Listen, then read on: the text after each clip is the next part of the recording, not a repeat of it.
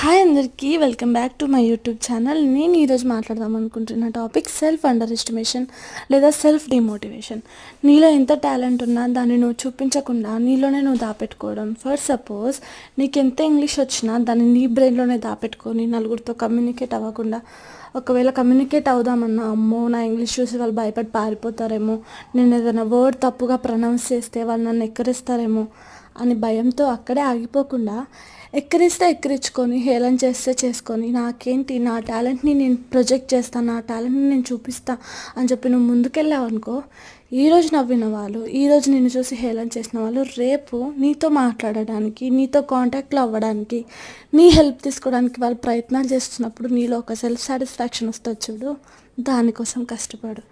ఎందుకంటే నీ టాలెంట్ని నువ్వు ఎప్పుడు హైడ్ చేసుకోకు, లేకపోతే భయపడి దాన్ని అక్కడే దాపెట్టకు. ఎక్స్ప్లోర్ చెయ్యు, ఎక్స్ప్రెస్ చెయ్యు, అందరికంటే మంచి పొజిషన్లోకి వెళ్ళిపో.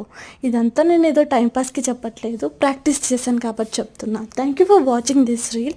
Have a great day. Please don't forget to subscribe my channel. Bye friends.